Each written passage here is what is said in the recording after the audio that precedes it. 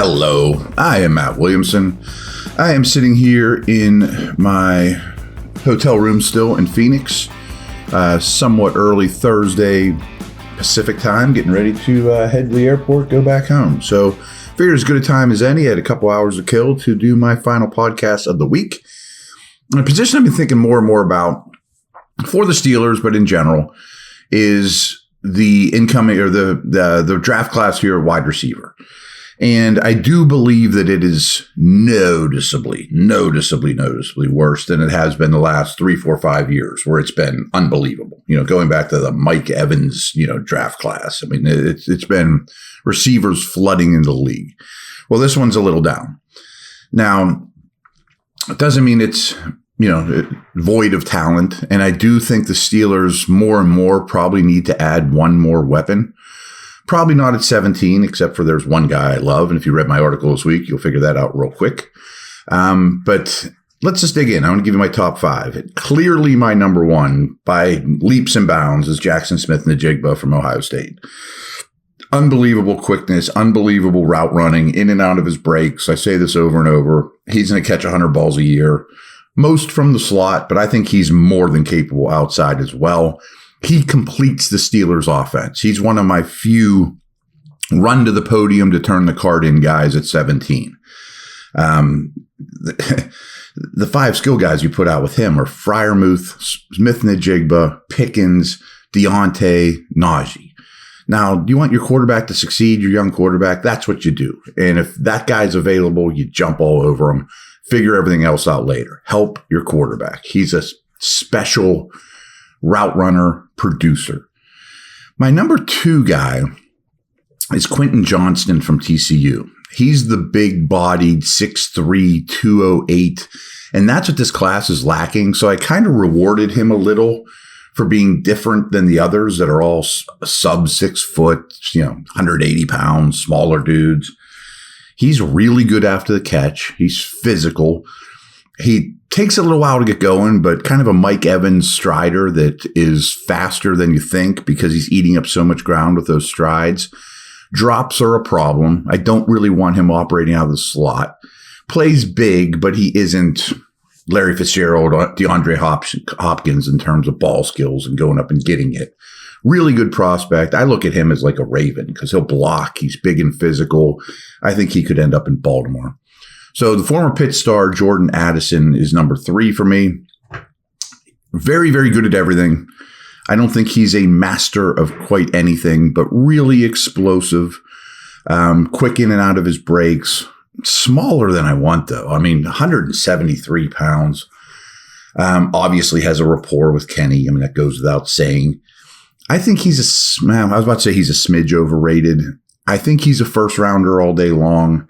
I would not consider him, I don't think, at 17 unless things went drastically wrong.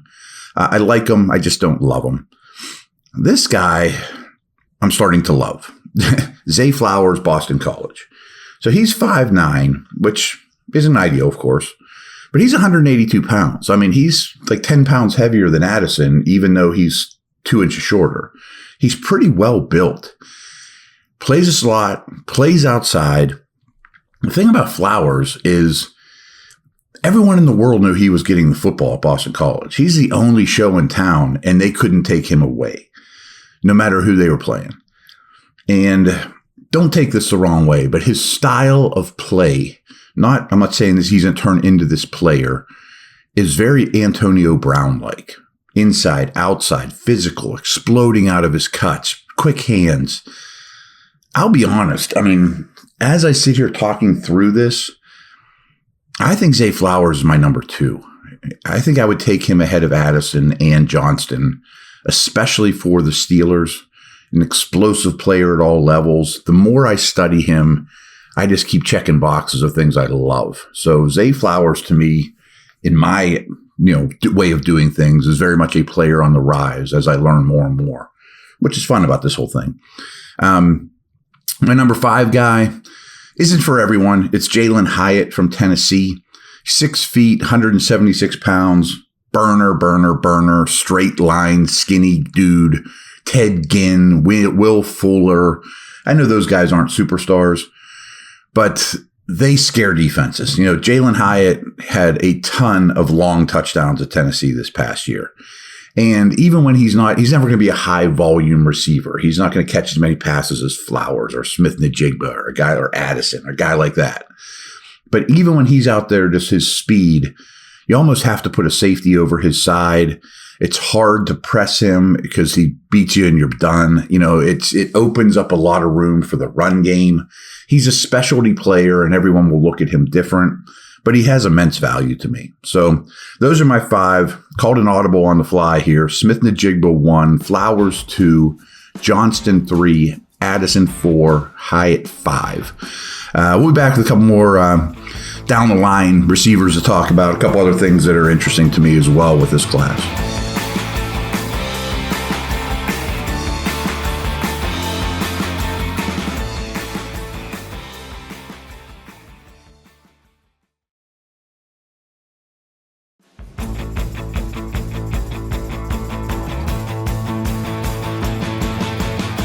All right. I want to talk about some outside the top 5 receivers in this class, but I also want to talk about a couple little things here too. 40s. At Indianapolis, there were 4 receivers that ran under 4.4. Now, I'll tell you, 40s in general are overrated for wide receiver position. That being said, I just talked about Hyatt. Speed still scares people and has immense value, even if you're just a straight line guy. So Nebraska's Trey Palmer ran a 4.33. TCU's Darius Davis and Arkansas's Matt Landers and West Virginia's Bryce Ford Wheaton and Marvin Mims from Oklahoma, who is probably my 7th receiver. They were all between 4.36, 4.38. So those are all burners. Mims to me is easily the one that's going the highest of that group, but Palmer's really interesting too from Nebraska. Maybe a 4th round pick for the Steelers, something along those lines.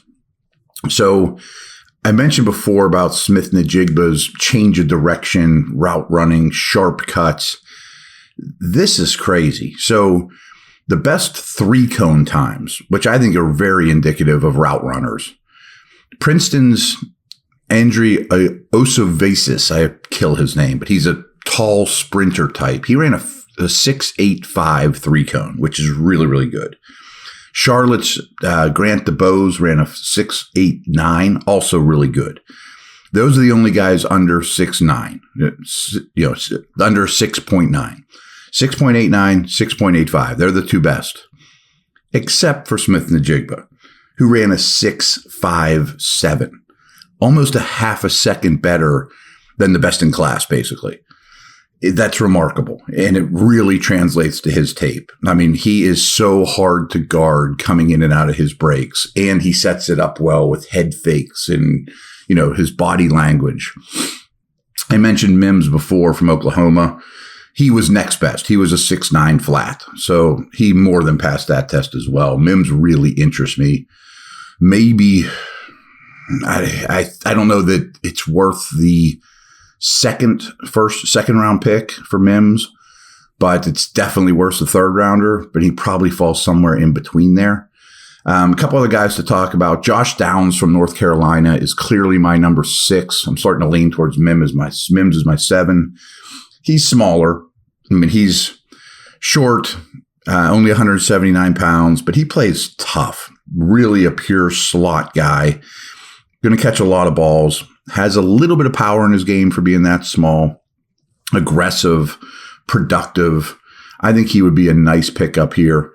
Tyler Scott from Cincinnati is another explosive guy that I think is really intriguing as well. Him and Mims are probably fighting for me for that 7 spot. And then there's 2 other big-bodied guys I really like that might fit the Steelers a little more. I talked about Hyatt from Tennessee, but Cedric Tillman is the bigger-bodied, prototypical guy. And I think he had some injuries this past year. Yeah, he did. He was injured for almost the entire year. And that opened the door for Hyatt. But coming into this past season, the whole world looked at Tillman as he was the one, and Hyatt was the complimentary take-the-top-off guy. So you might get him at a discount, possibly in the 3rd round or so. He's 213 pounds, big hands, long arms. And the other one that I want to bring up too, Well, Jalen Reed, I like from Michigan State. I like the Wilson kid from Stanford. These are dudes that have had really good postseasons. But I'm almost certain the Steelers are bringing Jonathan Mingo in from Ole Miss. And he's another big-bodied dude. These Ole Miss receivers, DK Metcalf, A.J. Brown. I mean, this guy's 220 pounds, and he looks the part. He's 6'1", huge hands, great vertical, great speed, really a physical player. He could be the big slot that they wanted Claypool to be. He has the mentality, I think, that he could do some Boykin things on special teams. I think he's a really intriguing player, especially for the Steelers. Would start thinking about Mingo in round 3, I think, is about the sweet spot for him. So I'd like to see his team add a receiver.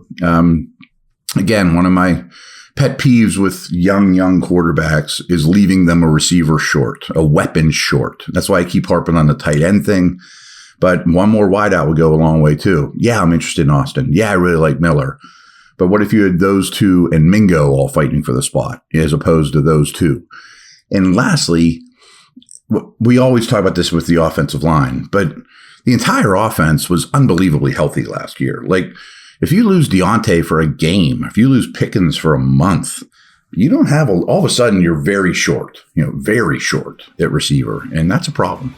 So, all right, I thought this was a fun one. I'm going to be traveling all day. Probably won't get back to you guys until Monday unless something huge pops, but we'll see. All right, over and out.